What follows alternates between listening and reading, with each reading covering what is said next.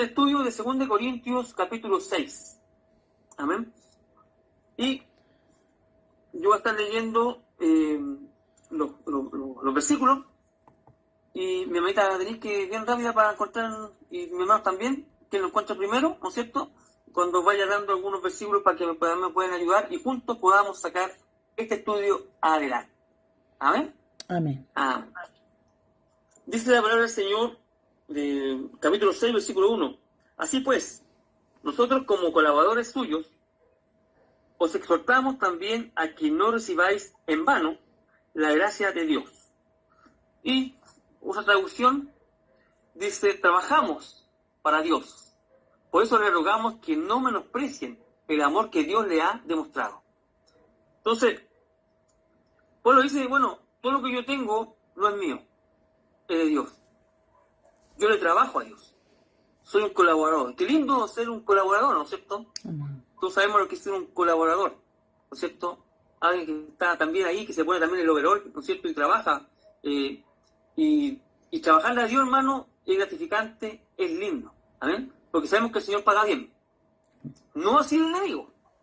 El enemigo paga mal, ¿no es cierto? Pero Dios paga bien. Y nos puede dando de riquezas terrenales, que si Dios quisiera, igual las puede entregar, ¿no es cierto? Sino que esa riqueza espiritual que también estamos recibiendo. Somos colaboradores de Dios. Y dice el versículo, recibáis en vano, no recibáis en vano la gracia de Dios. Esta es una advertencia para que no presten atención a los falsos maestros, ni se aparten de la gracia que han recibido. O sea, muchos de los corintios habían recibido, ¿no es cierto?, la gracia de Dios, ¿no es cierto? Muchos eran creyentes, muchos habían recibido la salvación, pero se estaban apartando. Se estaban apartando porque estaban prestando oído, ¿no es cierto?, a los falsos maestros. La mayoría de los corintios eran salvos, pero se había dejado obstaculizar por enseñanzas legalistas acerca de la santificación. 2 Corintios 11:3. Hermanos, más rápido. 2 Corintios 11:3. Sí. Pero temo que como la serpiente con su astucia engañó a Eva, vuestros sentidos sean de alguna manera extraviados de la sincera fidelidad a Cristo. Amén. Amén. Entonces uno puede tener la verdad, uno puede estar con el Señor, uno puede, Eva, del mismo Señor también, ¿no es cierto?, estaba con él, compartía, ¿no es cierto?, en el huerto, pero aún así puede ser engañado. Y estos corintios que habían recibido a Pablo, habían recibido el mensaje, ¿no es cierto?, de salvación, habían visto a Pablo predicar, ¿no es cierto?, que le habían llegado los fundamentos, pero aún así, muchos de ellos estaban siendo, ¿no es cierto?, cambiados, obstaculizadas su mente, su corazón, ¿no es cierto?, y se estaban yendo por, ¿no es cierto?, de los falsos maestros. También es posible que algunos de ellos no fueran salvos, de verdad, sino que estaban engañados por un falso evangelio de obras. Lo otro, algunos pensaban que eran salvos, pensaban que tenían salvación porque ellos hacían las cosas que decían los falsos maestros. Entonces ellos tenían una salvación, digamos, falsa. Porque no era así, no se la estaba entregando el Señor, no estaba haciendo por gracia, sino que estaba haciendo por obras. Y era lo que estaban enseñando en ese tiempo, ¿cierto?, los falsos maestros. Engañados por un falso evangelio de obras. 2 Corintios 13:5 y Gálatas 5:4. 2 Corintios 13:5 y Gálatas 5:4. Aquí tengo el 13:5. Ya. Examinaos a vosotros mismos si estáis en la fe. Probaos a vosotros mismos, o no os conocéis a vosotros mismos que Jesucristo está en vosotros, a menos que estéis reprobados.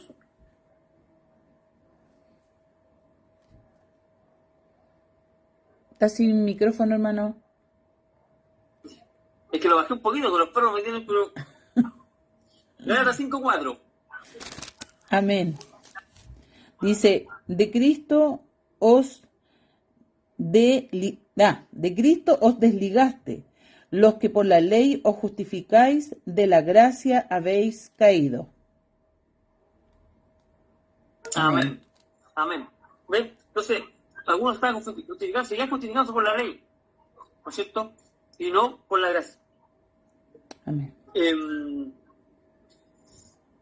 Por un falso evangelio de obras, y era enseñado por los falsos maestros, y Pablo estaba grandemente preocupado que todo el tiempo de ministerio que había invertido en Corinto se perdiera. O sea, imagínense el trabajo que hizo el apóstol, ¿no es cierto?, de estar con ellos, de fundar esta iglesia, de entregar, ¿no es cierto?, estas cartas, de poder enseñarles, guiarles, ¿no es cierto?, para que después llegaran unos falsos maestros y los corintios cayeran redonditos ante la enseñanza, la doctrina, ¿no es cierto?, que tenían estos falsos maestros. Entonces, así de mal se sentía el apóstol. Decía, no hay que hacer cosas que todo ese tiempo invertido en ello, ¿no es cierto?, lo pierda. Era lo que decía el apóstol. Recibir en vano la gracia de Dios. La gracia sabemos que es un regalo de parte de Dios, ¿no es cierto? Entonces nosotros recibimos este regalo de parte de Dios. Sí, recibimos este regalo. ¿Somos salvos? Sí, también, por gracia de Dios, ¿no es cierto? ¿Y de qué sirve? Si no hacemos nada. O sea, muchas veces nosotros recibimos este regalo de parte del Señor, ¿no es cierto? Y el Señor nos pone en una iglesia, el Señor nos entrega palabra, ¿no es cierto? El Señor nos bendice y no hacemos nada. Entonces, ¿de qué nos sirve? Entonces, eso es un ejemplo de cómo podemos, ¿no es cierto?, nosotros recibir en vano la gracia de Dios. La recibimos, la tenemos, pero no damos fruto. No es que le estemos colocando una condición a la gracia, porque Dios la reparte conforme a su voluntad, como Él quiere y a quien quiere, ¿no es cierto? Y la idea de Dios, ¿no es cierto?, es que todos sean salvos. Pero una vez que tenemos esa gracia, ¿qué hacemos nosotros con esa gracia?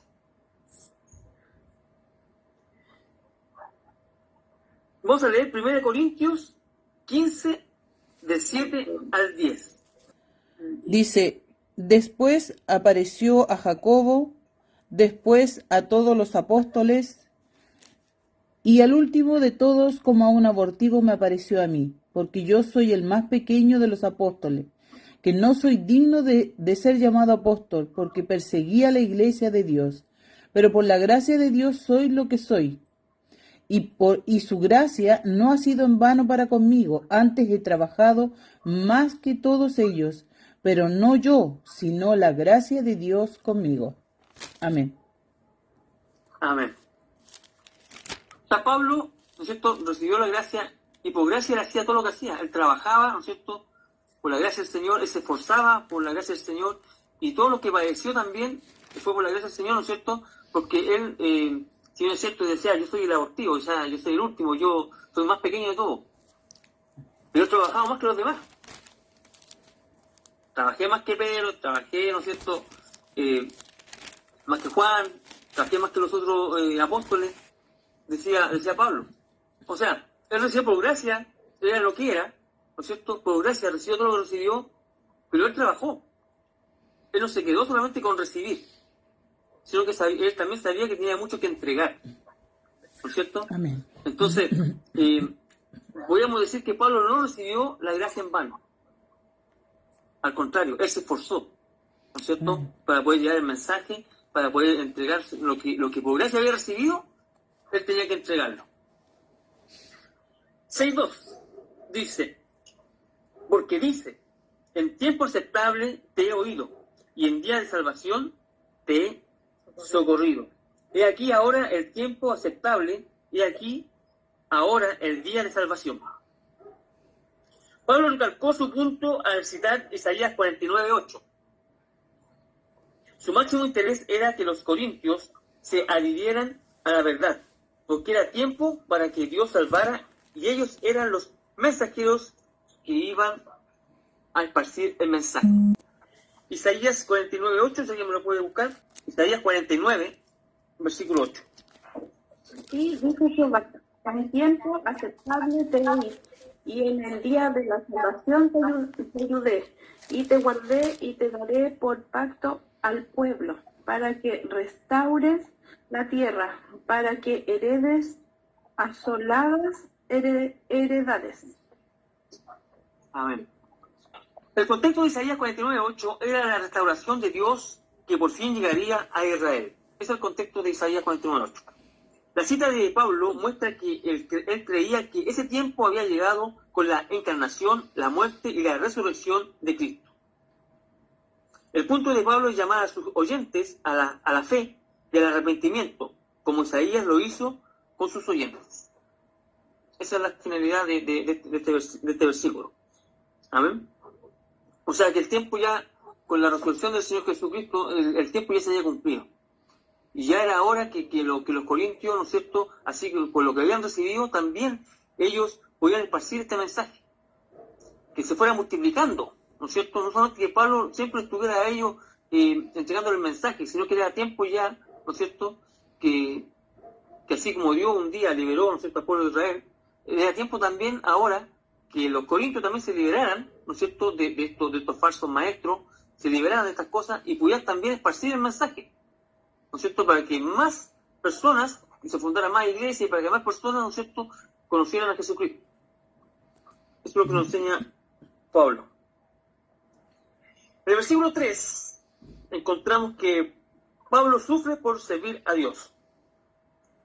Dice, no damos a nadie ninguna ocasión de tropiezo, para que nuestro ministerio no sea vituperado.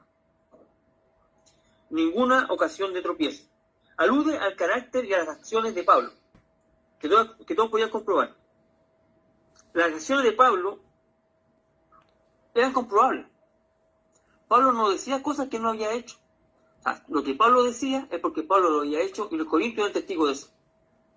No inventaron, no se iba a inventar cosas, Pablo, sino que era justamente lo que él hacía, es lo que también él decía. El ministerio de la reconciliación hacía que valiera la pena todas las adversidades que el apóstol tuvo que afrontar. Si recibimos la gracia de Dios y no hacemos nada y seguimos viviendo igual que siempre, seríamos tropiezos para muchos. Eso también es lo que se refería a Pablo, de recibir la gracia en vano.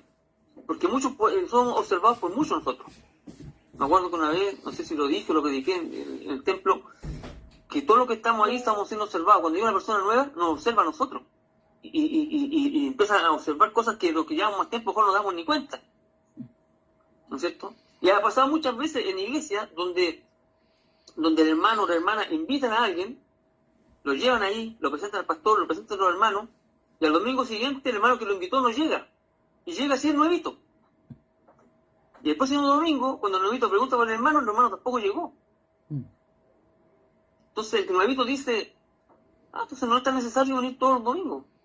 Entonces ya estamos siendo de tropiezo, ¿no es cierto? Porque estamos dando un mal ejemplo. Debemos dar fruto.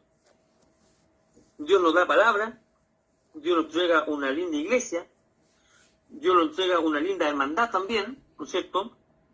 Dios nos hace libre, mucha libertad para poder predicar. ¿Y qué hacemos? O sea, por gracia hemos recibido un montón de beneficios de parte del Señor. Primeramente, ¿no es cierto?, la salvación. Por gracia soy salvo. Pero también la gracia no solamente la centramos en la salvación, sino que también por gracia hemos recibido un montón, un paquete de bendiciones también. Pero también, ¿qué hacemos nosotros con esa gracia? ¿La tenemos en vano? El Señor nos regaló, nos entregó. Una forma desinteresada. Tampoco lo pone como una condición. ¿No es cierto? No lo pone como una condición Dios. Pero también depende también de nosotros. Amén. La lista del versículo 4 al 13 no es para jactarse, donde dice, antes bien nos recomendamos en todo como ministro de Dios, en mucha paciencia, en tribulaciones, en necesidades, en angustias, en azotes, en cárceles, en tumultos, en trabajos, en desvelos, en ayunos, en pureza, en ciencia, en longanimidad, en bondad, en el Espíritu Santo, en amor sincero, y en palabra de verdad, y en poder de Dios, con armas de justicia a diestra y a siniestra. por honra y por deshonra, por mala fama y por buena fama, como engañadores, pero veraces, como desconocidos, pero bien conocidos, como moribundos, mas he aquí vivimos como castigados, mas no muertos, como entristecidos, mas siempre gozosos, como pobres, mas enriqueciendo a muchos, como no teniendo nada, mas poseyéndolo todo.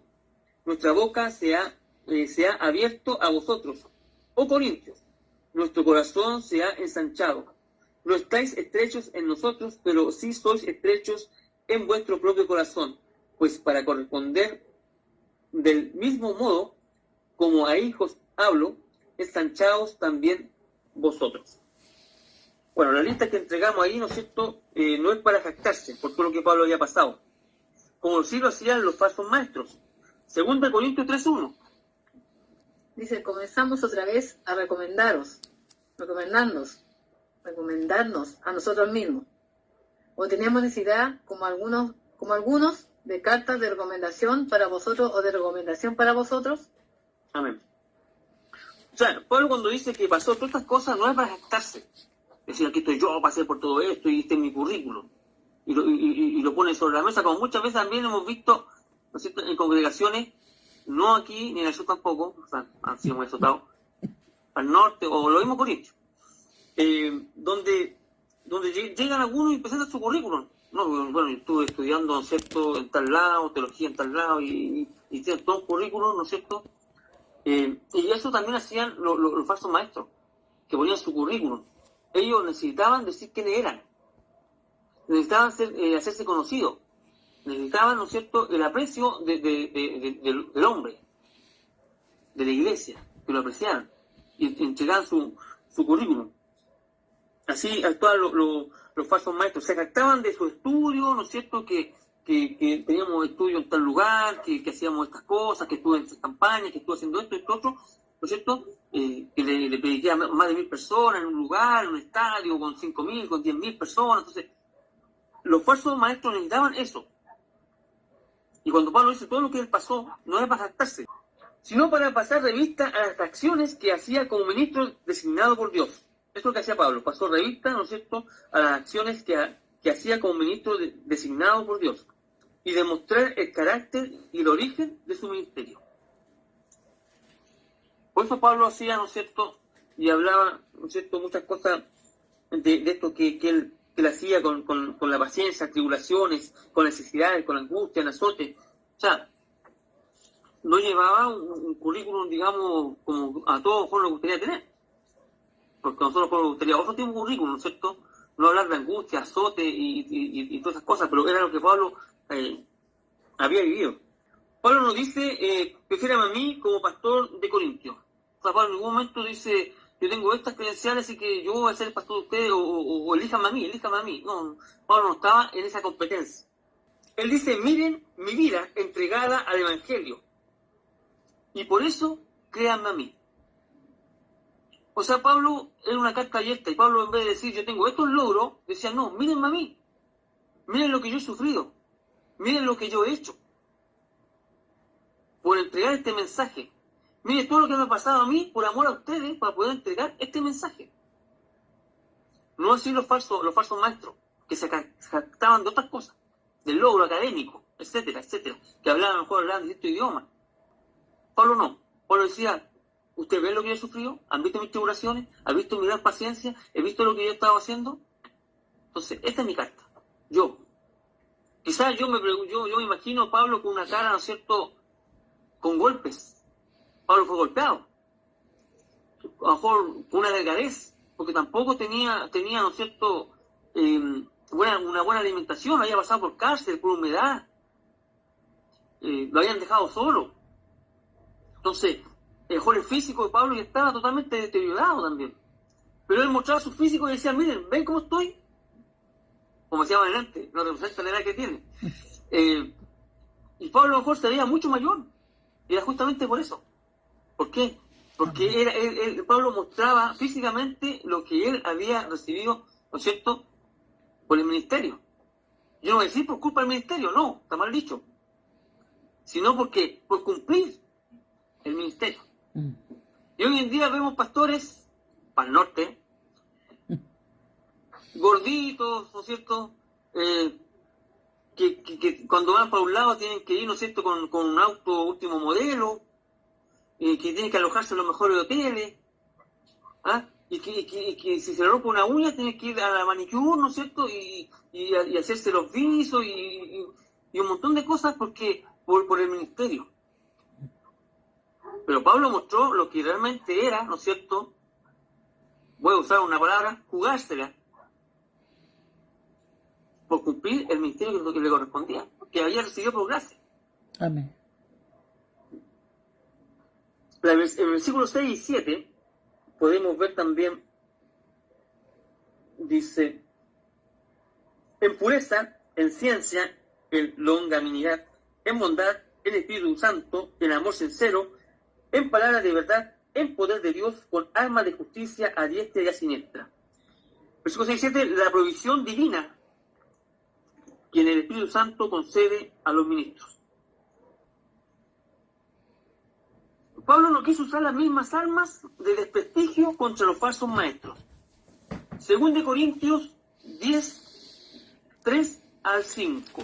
Pues aunque andamos en la carne, no militamos según la carne, porque las armas de nuestra milicia no son carnales, sino poderosas en Dios para la destrucción de fortalezas, derribando argumentos y a toda altivez que se levanta contra el conocimiento de Dios, y llevando cautivo todo pensamiento a la obediencia a Cristo. Amén. Amén. Pablo no quiso pelear de la misma forma que peleaban ellos, con desprestigio, con cagüín, con levantar falsos testimonios. No, puede haberlo hecho, pero no quiso. Él quiso, ¿no es cierto?, usar las armas que el Señor entregaba. ¿Cómo estamos nosotros también cuando nos toca pelear? ¿Estamos usando lo que el Señor nos entrega o estamos poniendo nuestra carne? Que el Señor nos ayude. Ayúdanos, Señor. Amén. En el versículo 8 al 10 encontramos el triunfo sobre las dificultades y ataque. Dice, por honra y por deshonra, por mala fama y por buena fama, como engañadores pero veraces, como desconocidos pero bien conocidos, como moribundos, mas aquí vivimos, como castigados, mas no muertos, como entristecidos, mas siempre gozosos, como pobres, mas enriqueciendo a muchos, como no teniendo nada, mas poseyéndolo todo. No damos a nadie en ninguna ocasión de tropiezo. El embajador fiel de Cristo no hace aquello que trae descrédito a su ministerio, sino todo lo que pueda hacer para proteger su integridad, la integridad del Evangelio y la integridad de Dios. Pablo estuvo en tribulaciones, sí. Ahora cualquier creyente que participa en un ministerio fiel de reconciliación debería anticipar el ser rechazado y aceptado, aborrecido y amado. O sea, antes de participar en el ministerio, usted ya tiene que tener claro que usted va a ser aborrecido, pero también va a ser querido, que usted también va a ser rechazado. Amén. Pero también va a ser requerido. Amén. O sea, si usted entra a un ministerio y después lo diga, uy, tenía tantos amigos, no tengo ninguno porque entré al ministerio. No sé si eso está. O sea, usted tiene que saberlo desde antes. Amén. Muchos se van a ir. Familia incluso. ¿No es cierto? Experimentar la alegría y la tristeza. Pero Jesús ya lo había enseñado. Mateo 5, del 10 al 16. Bienaventurados los que padecen persecución por causa de la justicia, porque de ellos es el reino de los cielos. Bienaventurado soy cuando por mi causa os vituperen y os persigan y digan toda clase de mal contra vosotros, mintiendo. Gozad alegraos porque vuestro galardón es grande en los cielos, porque así persiguieron a los profetas que fueron antes de vosotros. ¿Cómo Pablo pudo vencer Entonces nos preguntamos, ¿era un superhombre? No, porque Pablo vivió y anduvo por el poder del Espíritu Santo. Amén. Amén. Gálatas 5:16, que lo tengo preparado. Dice, digo pues, andad en el espíritu, o no satisfagáis los deseos de la carne. Amén. Ahí tenemos algunas claves, si queremos tratar de imitar un poco a Pablo, ¿no es cierto? Tenemos algunas claves que nos está entregando este estudio hoy día, ¿no es cierto? ¿Cómo puedo vencer, así como Pablo lo hacía? Porque Pablo vivió y anduvo por el poder del Espíritu Santo. En palabra de verdad, la Escritura, la palabra de Dios revelada. Santiago 1:18. Dice, Él de su voluntad nos hizo nacer por la palabra de verdad para que seamos primicia de sus criaturas. Amén. Amén. Porque Pablo vivió y anduvo por el poder del Espíritu en palabra de verdad. Amén. Así andaba Pablo. Durante su ministerio, Pablo nunca operó más allá de los límites de la dirección y la guía de la revelación divina. O sea, Pablo nunca le puso más a la palabra. Y Pablo nunca le quitó a la palabra. Amén. Importante, ¿eh? Porque a veces le queremos colocar más de lo que la palabra dice. Y no fue el caso de Pablo.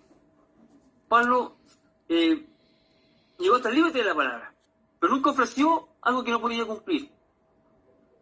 Y no es que Dios no podía cumplir las cosas, era porque Dios tampoco le había ordenado que dijera ciertas cosas, por lo tanto Pablo no las dijo. Quizá Pablo pudo haber aumentado un poco, ¿no es cierto?, haber maquillado un poco la palabra para poder sobresalir sobre los falsos maestros y salir con algo como algo desconocido, ¿no es cierto?, algo bombástico, por llamarlo de alguna forma. Pero Pablo siempre se limitó a ir con la palabra de verdad. Nunca ni ponerle ni sacarle a la Escritura. Pablo no se apoyaba en sus propias fuerzas al ministrar. 1 Corintios 1:18. Porque la palabra de la cruz es locura a los que se pierden, pero a los que se salvan, esto es a nosotros, el poder de Dios. Amén. Amén. Y también para que quede grabado también 1 Corintios 2, del 1 al 3, y Romanos 1:16, también para que después lo vayan buscando. También, ¿cómo Pablo pudo vencer también todas estas cosas? Con armas de justicia, también dice la palabra aquí. Pablo no luchó contra el reino de Satanás con recursos humanos, sino con virtud espiritual. 2 Corintios 10, 3 al 5. Pues aunque andemos en la carne, no militamos según la carne, porque las armas de nuestra milicia no son carnales, sino poderosas en Dios para la destrucción de fortalezas, derribando argumentos y toda altivez que se levante contra el conocimiento de Dios, y llevando cautivo todo pensamiento a la obediencia a Cristo. Y ahí vamos a guardar también Efesios 6, 10 al 18, que va a quedar guardado ahí para que casemos con el tema. Versículo 10. Pablo era pobre en bienes materiales. Él afirma que él tenía poco de los bienes de este mundo. Y sin embargo, como siervo de Dios, dio riquezas espirituales a otros. Efesios 3, 8. Dice, a mí que soy menos que el más pequeño de todos los santos, me fue dada esta gracia de anunciar entre los gentiles el evangelio de las inescrutables riquezas de Cristo. Amén. Versículo 11. Nuestra boca se ha abierto a vosotros, oh Corintios. Nuestro corazón se ha ensanchado. Nuestro corazón se ha ensanchado. Nuestro corazón se ha agrandado, ¿no es cierto? La evidencia del amor genuino de Pablo por los corintios consistía en que, sin importar cuántos de ellos le trataron mal, él los amaba y tenía un lugar en su corazón para ellos.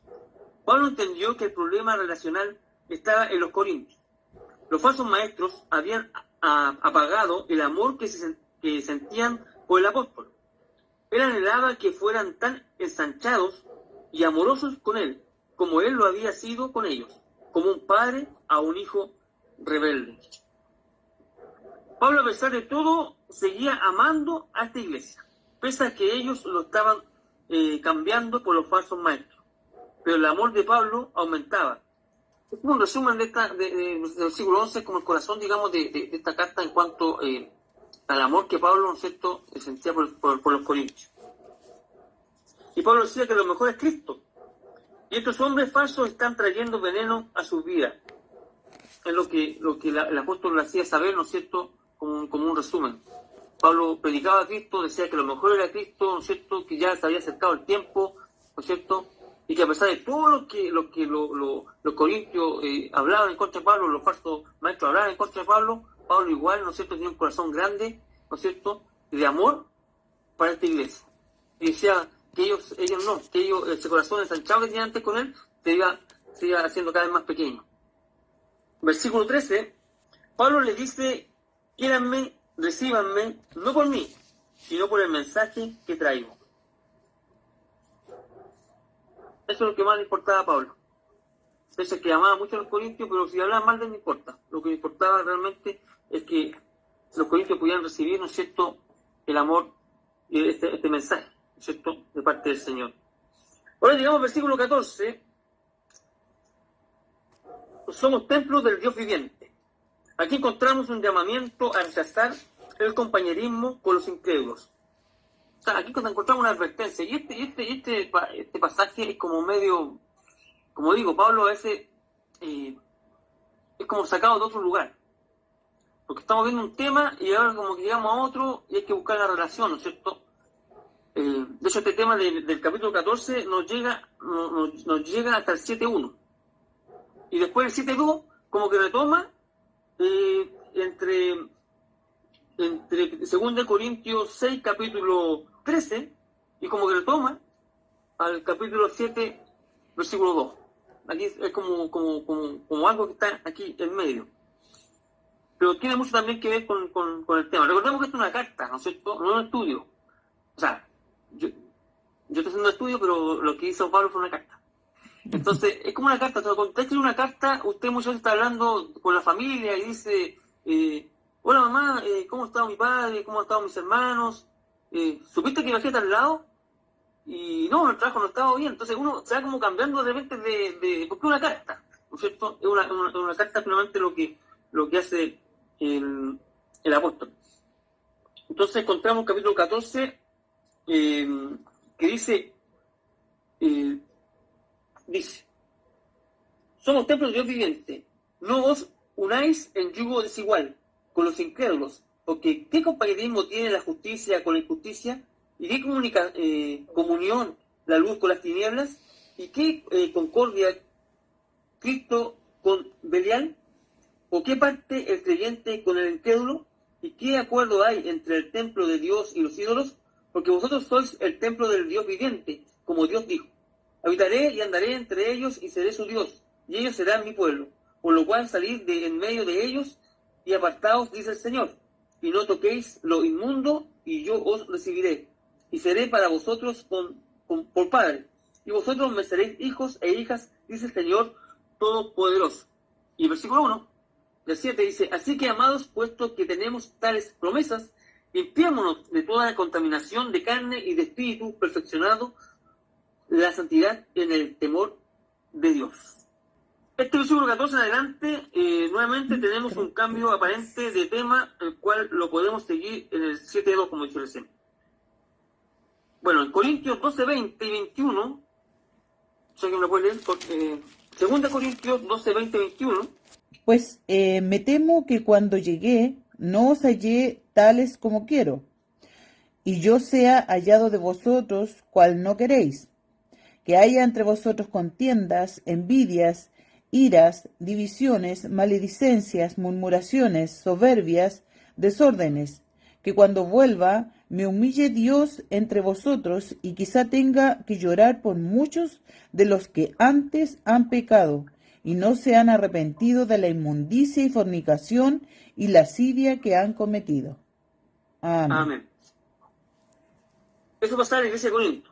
Entonces teníamos muchos que no se habían convertido a Cristo, por lo que automáticamente eran incrédulos y se mezclaban con los creyentes. Y ahí Pablo les dice que no se unan en yugo desigual con los incrédulos. Eso es el contexto, ¿no es cierto? Que había muchos que no se habían convertido. Por eso Pablo lo dice en estos versículos que acabamos de leer, ¿no es cierto? Había muchos que no se habían convertido y eso se estaba mezclando, ¿no es cierto?, con los otros, con los creyentes. Entonces ya tenemos, ¿no es cierto?, una división dentro de la congregación que era los incrédulos y los creyentes, y siendo alimentados por los falsos maestros. Entonces, hay muchos creyentes que se estaban juntando, ¿no es cierto?, con estos incrédulos. que están haciendo una vida social con estos incrédulos. Y eso es lo que el apóstol, ¿no es cierto?, dice y habla sobre el yugo desigual. Y hoy día el consejo es el mismo, ¿no es cierto? También no debemos unirnos a yugo desigual. Este versículo, como dijimos ayer, muchas veces se ocupa, ¿no es cierto?, la iglesia se ocupa para los jóvenes, ¿no es cierto?, que aún no están casados, o se ocupa para los matrimonios, y se habla del yugo desigual, y está bien, porque es parte de. Está bien utilizar este versículo en cuanto a los matrimonios, en cuanto al yugo desigual. Está bien. Pero no lo podemos encasillar o encerrar solamente en eso, sino que el yugo desigual abarca muchas cosas. La iglesia fue mezquina para recibir a Pablo. Sin embargo, fueron abiertos para dejarse influenciar y aceptar los falsos y perversos maestros.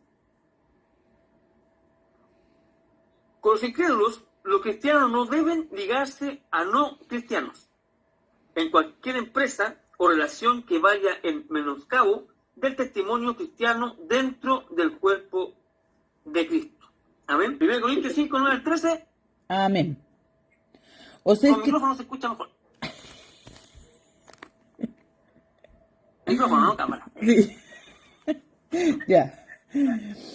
Os he escrito por carta que no os juntéis con los fornicarios, no absolutamente con los fornicarios de este mundo, o con los ávaros, o con los ladrones, o con los idólatras, pues en tal caso os sería necesario salir del mundo. Más bien os escribí que no os juntéis con ninguno que llamándose hermano fuera fornicario, o ávaro, o idólatra, o maldiciente, o borracho, o ladrón. Con el tal ni aun comáis, porque ¿qué razón tendría yo para juzgar a los que están fuera? ¿No juzgáis vosotros a los que están dentro? Porque a los que están fuera Dios juzgará. Quitad pues a ese perverso de entre vosotros. Amén. 1 Corintios 6, del 15 al 18. Amén. ¿No sabéis que vuestros cuerpos son miembros de Cristo? Quitaré pues los miembros de Cristo y los haré miembros de una ramera. De ningún modo. ¿O no sabéis que el que se une con una ramera es un cuerpo con ella? Porque dice, los dos serán una sola carne. Porque el que se une al Señor, un espíritu es con él. Huid de la fornicación. Cualquier otro pecado que el hombre cometa está fuera del cuerpo. Mas el que fornica contra su propio cuerpo peca. Bueno, Luis, Santiago 4:4. Os almas adúlteras, ¿no sabéis que la amistad del mundo es enemistad contra Dios? Cualquiera pues que quiera ser amigo del mundo se constituye enemigo de Dios. Amén. Amén. Pastor Esther, 1 Juan 2:15. 1 Juan 2:15. No améis al mundo ni las cosas que están en el mundo. Si alguno ama al mundo, el amor del Padre no está en él. Amén. Gracias, mis hermanitos. 2 Corintios 6:15 nos habla aquí para que ¿y qué concordia Cristo con Belial? ¿O qué parte del creyente con el incrédulo? O sea, obviamente entre Cristo y Belial hay un contraste, ¿no es cierto? Y entre el creyente y el incrédulo también hay un contraste. ¿Ya? Belial, diablo, significa Satanás. O como aparece también en Deuteronomio 13:13, hombres impíos. O sea, ese es el significado, ¿no es cierto?, de Belial, una palabra griega para referirse al creo que la NTV, este mismo versículo habla de diablo. Es como para referirse, ¿no es cierto?, donde no hay ninguna semejanza. Cristo con Belial no hay ninguna semejanza, nada, cero. Es como la tiniebla con la luz, ¿no es cierto?, también, no hay semejanza. Versículo 16 dice: ¿y qué acuerdo hay entre el templo de Dios y los ídolos? Porque vosotros sois el templo del Dios viviente, como Dios dijo: habitaré y andaré entre ellos y seré su Dios, y ellos serán mi pueblo. Vosotros sois el templo del Dios viviente. La iglesia es el lugar donde mora Dios. ¿Y qué es la iglesia? El templo que está allá en calle Conti, No. con Trinquete. vosotros. No, ese no es la iglesia, ahí está el templo físico, ¿no es cierto? Y es como nosotros, los cristianos, ¿no es cierto? Amén. Entonces, vosotros sois templo del Dios viviente. La iglesia es el lugar donde mora Dios, y por lo tanto la preservación de la pureza es de vital importancia. 1 Corintios 3:16. Ya que lo busque, y yo me hermana Andrea, diga. ¿No sabéis que sois templo de Dios y que el Espíritu de Dios mora en vosotros? Amén. Amén. El templo de Dios, entonces, el cristiano verdadero. No el cristiano que dice soy cristiano, porque hay muchos cristianos, ¿cierto? Sino que el cristiano verdadero. Amén. Y los ídolos, las religiones falsas de ídolos y demonios, son incompatibles de forma irreconciliable. O sea, no hay una conciliación. Yo siempre decía que estaba su templo, y cuando tenía su templo físico, ¿no es cierto?, donde decía Salomón que hiciera el templo, ¿no es cierto?, construir el templo, no podían llegar ídolos a ese lugar, ¿no es cierto?, no podían llegar, aunque algunos después metieron ídolos, después, bueno, el templo, y Israel también sufrió también el castigo por la desobediencia que ellos habían tenido, ¿no es cierto?, pero no son compatibles. Dios no comparte, ¿no es cierto?, su gloria con nadie. Amén. Ya estamos terminando ya, mi hermano. Aguante unos 55 minutos más.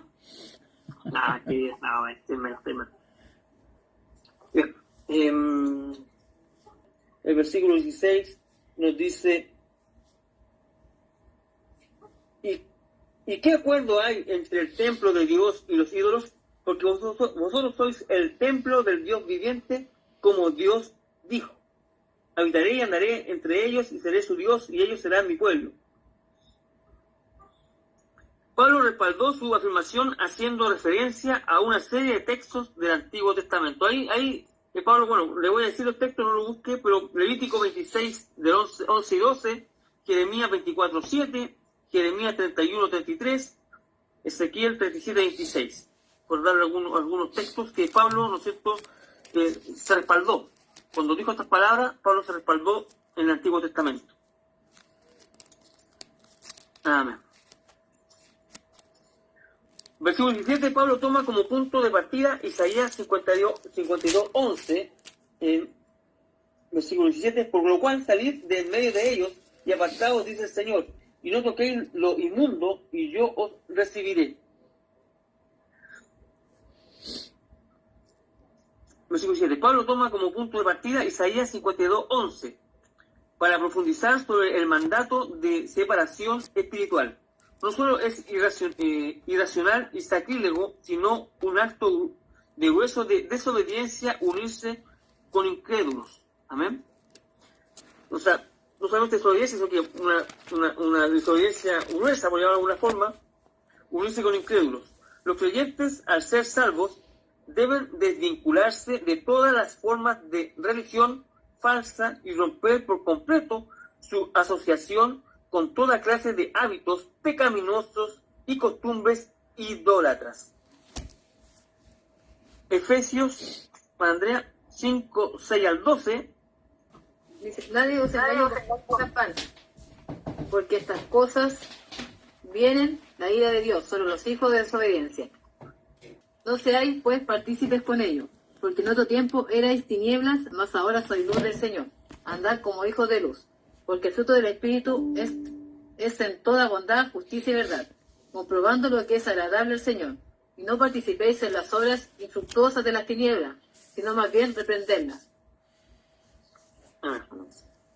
Me faltó uno. Porque vergonzoso es aún hablar de lo que ellos hacen en secreto. Amén. Amén. Magdalena, 2 Timoteo 2:20 al 23. Amén. Pero en una casa grande no solamente hay utensilios de oro y de plata, sino también de madera y de barro, y unos son para usos honrosos y otros para usos viles. Así que si alguno se limpia de estas cosas, será instrumento para honra, santificado, útil al Señor, y dispuesto para toda buena obra. Huye también de las pasiones juveniles y sigue la justicia, la fe, el amor y la paz, con los que de corazón limpio invocan al Señor. Pero desecha las cuestiones, ¿hasta el 23? Sí.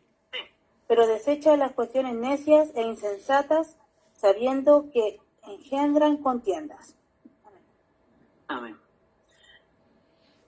No solamente para el yugo es igual para el matrimonio, también yugo es igual, hermano, en las apuestas. A lo mejor muchos quieren servir al Señor, pero tienen el problema de la apuesta. Y están, ¿no es cierto? Porque ahí también hablar de pasiones juveniles, ¿no es cierto? Podemos hablar de la apuesta, podemos hablar de la pornografía, podemos hablar de un montón de cosas que hacen también que sea un yugo desigual. ¿No es cierto? Que nos estemos comportando, ¿no es cierto? O no estemos tomándonos del Señor, sino que estamos tomando muchas veces de otras cosas que no nos dejan hacer la obra correcta. Acuérdense que el yugo era poner dos animales para que cumplieran una función determinada. ¿No es cierto? Entonces a veces nosotros estamos atados a otras cosas que nos impiden, ¿no es cierto? Que nos impiden hacer lo que el Señor nos manda hacer. Y nos entretenemos en otras cosas, o queremos hacer las cosas, pero el que está al lado de nosotros es más fuerte. Leí por ahí que en el campo, cuando se ocupan los dos bueyes, se pone un buey más viejito y uno más joven, ¿no es cierto? Porque el más viejito va conduciendo y va llevando al más joven más alocado, que ir por allá, por acá, ¿no es cierto? Pero el más viejito al final le dice, cálmate, tranquilízate, yo te llevo. Y empieza él a hacer el trabajo, porque ya conoce el trabajo, sabe lo que tiene que hacer, ¿no es cierto? Y va con un buey nuevo al lado, pero va un buey más viejo, que lo va conduciendo. Amén. Entonces la pregunta es, ¿qué nos conduce a nosotros? Tenemos dos naturalezas aquí distintas, totalmente distintas, que no son complementarias, que el creyente y el incrédulo. Entonces por eso no podemos tener nosotros un yugo con un incrédulo. No voy a hacer cosas que el incrédulo, ¿no es cierto?, sea aquel buey viejo. Que el incrédulo finalmente nos termina a nosotros llevando, y no nosotros llevando al incrédulo. Amén. Dos, ¿por qué evitar el yugo desigual? Porque Dios lo dice. Versículos 16 y 17. Mire que simple esta respuesta, ¿eh? Versículos 16 y versículo 17 dice: ¿y qué acuerdo hay entre el templo de Dios y los ídolos? Porque vosotros sois el templo del Dios viviente, como Dios dijo: habitaré y andaré entre ellos y seré su Dios, y ellos serán mi pueblo. Por lo cual, salid del medio de ellos y apartaos, dice el Señor, y no toquéis lo inmundo, y yo os recibiré. O sea, primero, ¿por qué evitar el yugo desigual? Porque son dos naturalezas totalmente distintas que no son complementarias, es como tiniebla y la luz. Segundo, porque Dios lo dice. Versículos 16 y 17. Y lo que Dios dice es más verdad que lo que yo pueda pensar, decir o estudiar. Si Dios lo dice, porque Dios lo dice, ya no hay libro que aguante algo distinto. Amén. Porque Dios no dice la verdad. Dios no dice la verdad, porque Dios es verdad. Amén. Dios es verdad. Es la verdad misma. No es que Él diga verdad, sino que Él es verdad. Dios no da amor, Dios es amor.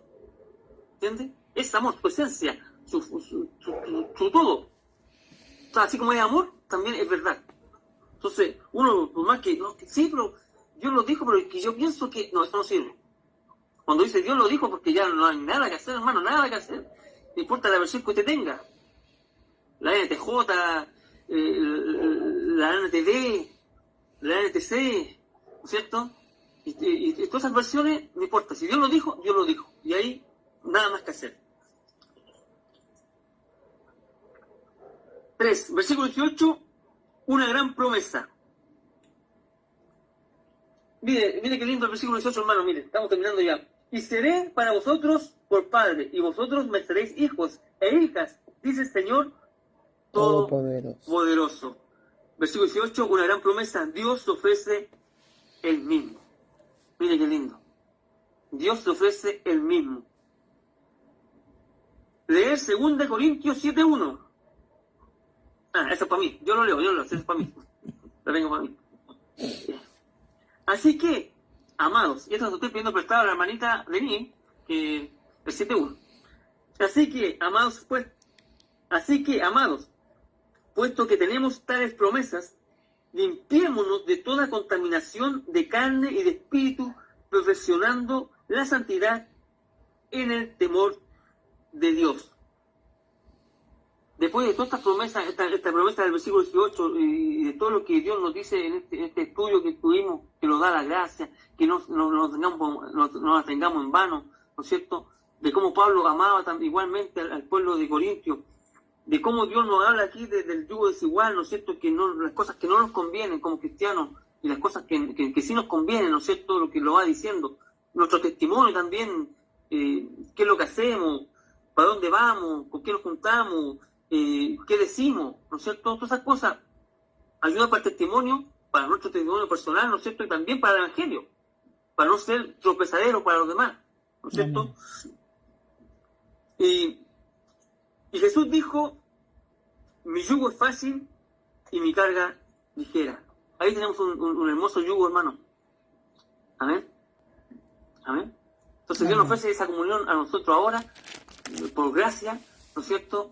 Y nos dice, nos pone advertencias también, ¿no es cierto? Y también nos ofrece, si tenemos un yugo que no corresponde, sacar ese yugo, sacarlo, ¿no es cierto? Y se ofrece Él mismo, ¿no es cierto? Y más abajo dice, Jesús dijo, mi yugo es fácil y mi carga ligera, y con esto nos despedimos. Mateo 11:29. Llevad mi yugo sobre vosotros y aprended de mí, que soy manso y humilde de corazón, y haréis descanso para vuestras almas, porque mi yugo es fácil y ligera mi carga. Amén. Amén. Qué distinto andar con Jesús. A veces tenemos ese yugo, ¿no es cierto? Ese yugo que a lo mejor no es un inconverso, que a lo mejor no es un pecador, pero a veces somos nosotros mismos, tenemos nuestros propios yugos, que no nos dejan, ¿no es cierto?, caminar según lo que Dios está demandando de nosotros. Y eso Dios dice, es el tiempo. Es el tiempo, ¿no es cierto? Y le dice al Corintio, es el tiempo de dejarlo. Es el tiempo de dejar, ya ha llegado la salvación, ha llegado Cristo, es el momento de dejar los yugos, ¿no es cierto?, desiguales que vamos a tener y tomar este yugo de Cristo. Amén. Bendito sea el nombre del Señor.